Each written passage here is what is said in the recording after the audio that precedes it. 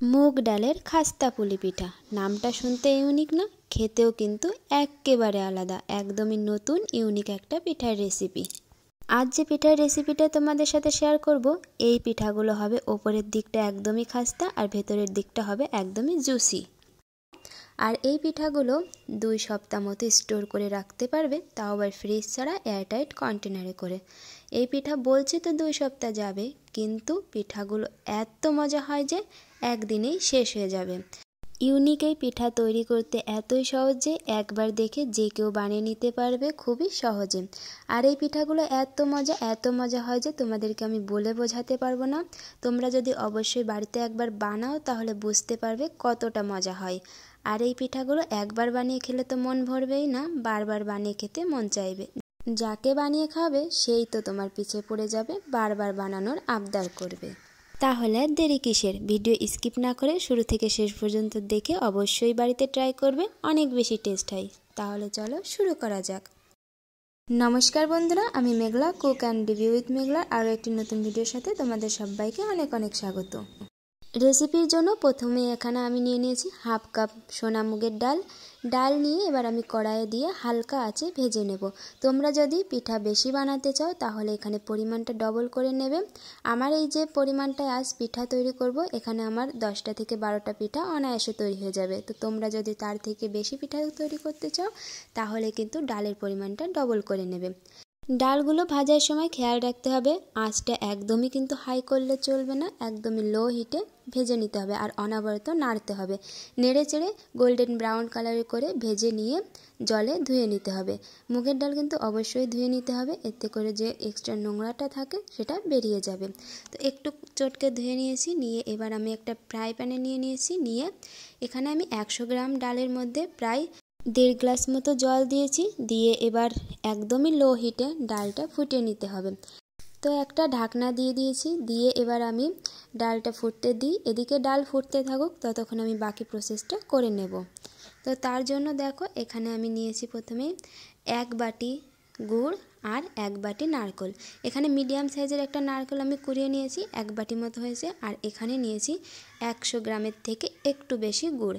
চাইলে গুড়ের পরিমাণটা একটু কম বেশি করে নিতে পারো, মিষ্টিটা তোমাদের উপর নির্ভর করে। তারপরে একটা কড়াই নিয়ে তার মধ্যে আমি প্রথমে নারকেল কোড়াটা দিয়ে এর মধ্যে গুড় অ্যাড করে এবার আমি একটু হাতের সাহায্যে ভালো করে মেখে নেব। মেখে নেওয়ার পরে এবার আমি গ্যাসটা অন করে কড়াইটা চাপিয়ে এবার আমি নারকেল আর গুড়টা একটু মিশিয়ে নেব। নাড়ুর মতো পাক দিতে হবে না, ব্যাস একটু আঠা আঠা ভাব আসলেই নামিয়ে নিতে হবে। তো দেখে বুঝতেই পারছো, এই পর্যায়ে আমি নামিয়ে নেব। নামিয়ে নিয়ে এবার আমি নেক্সট প্রসেস করে নেব। তো দেখো ডালটা সেদ্ধ হয়ে গেছে, ডালের জলটাও শুকিয়ে গেছে। তোমরা যদি দেখো যে ডাল গলে গেছে কিন্তু জল শুকায়নি, তো সেই পর্যায়ে হিটটা হাই রেখে জলটা শুকিয়ে নিতে পারো। তো এবার আমি একটা হ্যান্ড উইক্সের সাহায্যে বেশ ভালোভাবে ডালটাকে গলিয়ে নিচ্ছি। নিয়ে একটা মিশ্রণ বানিয়ে নিয়েছি। নিয়ে এবার এর মধ্যে আমি 3 থেকে 4 চামচের মতো দিয়ে দেব ময়দা। তোমরা চাইলে এখানে চালের গুঁড়াও ইউজ করতে পারো। তো আমি ময়দা দিয়ে বেশ ভালোভাবে মিশ্রণটা মিশিয়ে নিয়ে একটা সফট ডো বানিয়ে নিতে হবে। তো ময়দার পরিমাণটা একটু কম বেশি লাগতেই পারে। ময়দা আর ডাল একসাথে মিক্স করে নিয়ে আমি গ্যাসের ফ্লেমটা অফ করে দিয়ে ঢাকনা দিয়ে রেখে দেব 5 মিনিটের জন্য। 5 মিনিট রেখে দিলে একটা সফট ভাব চলে আসবে। তো তারপরে আমি দেখো 5 মিনিট পরে একটা প্লেটে নামিয়ে নিচ্ছি। নামিয়ে নিয়ে এবার এর মধ্যে আমি দিয়ে দেব 1 চামচের মতো ঘি। এখানে ঘি দিয়ে ভালোভাবে হাতের সাহায্যে মেখে একটা সফট ডো বানিয়ে নেব। মেখে নেওয়ার পরে এবার আমি ডো থেকে লেচি কেটে নেব। তো তোমরা সাইজটা একটু বড় ছোটো করতে পারো, তোমাদের যেমন পছন্দ হয়। তো আমি যে সাইজের করেছিলাম এতে করে 10-12টা খুব ভালোভাবে তৈরি হয়ে যাবে। এবার আমি পুলিগুলো বানিয়ে নেব। তো তার জন্য একটা লেচি নিয়ে একটু হাতের মধ্যে গোল করে পাকিয়ে একটা বাটির শেপ দিয়ে তার মধ্যে সামান্য পুর দিয়ে একটু চেপে দু সাইডে একটু লম্বা করে দিলেই কিন্তু আমি কিন্তু ফার্স্ট টাইম এরকম পুলি পিঠা করেছি। তো দেখো একদম মন্দ হয়নি, কিন্তু বেশ ভালোই লাগছিল দেখতে আর বানাতেও কিন্তু বেশ ভালোই লাগছিল। তো একে একে আমি সমস্ত পুলি পিঠাগুলো বানিয়ে নেব। তো এই যে দেখো পুলি পিঠাগুলো বানিয়ে নিয়েছি। তো তোমাদের বলে দিই পুলি পিঠাগুলো কিন্তু বানিয়ে যতটা ভাজবে ততগুলো বাইরে রেখে বাকিগুলো কিন্তু একটু ঢেকে রাখবেন, না হলে শক্ত হয়ে যেতে পারে। শক্ত হয়ে কিন্তু পিঠাগুলো ফেটে যাবে, যেটা আমার সাথে একটু ভুল হয়ে গেছিলো। তো তোমরা এই জিনিসটা খেয়াল রাখবে। তো পিঠাগুলো এবার আমি এক এক করে তেলে ভেজে নেব। তেলটা বেশ ভালো করে গরম করে নিয়েছি। নিয়ে এবার তেলের মধ্যে দিয়ে আমি মিডিয়াম টু লো হিটে পিঠাগুলোকে লাল করে ভেজে নেব। হাই হিটে ভাজলে কিন্তু পিঠাগুলো দ্রুতই পুড়ে যাবে। তো আমার এই পিঠাগুলো কিন্তু একটাও পোড়েনি। একটা পিঠা ফেটে গিয়ে তার মধ্যে থেকে নারকেল বেরিয়ে এসেছিলো, যার কারণে একটু পোড়া পোড়া কালার চলে এসেছে। তো সেই জন্য তোমাদের বলেছি পিঠাগুলো একটু সাবধানে ভাজতে হবে।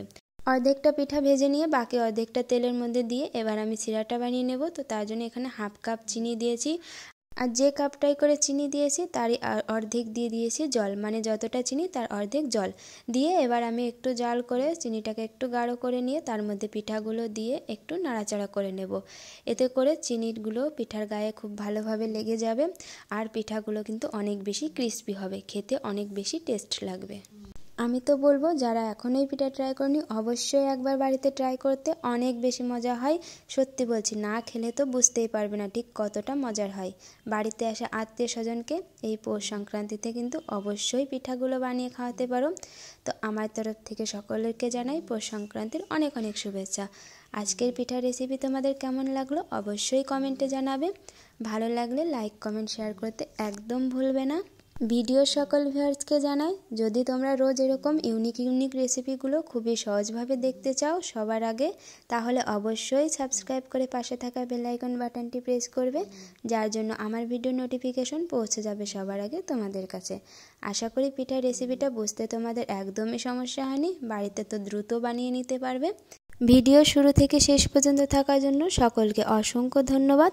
সবাই ভালো থেকো, সুস্থ থেকো। দেখা হচ্ছে আবারও একটা ইউনিক রেসিপির সাথে। ততক্ষণের জন্য টাটা।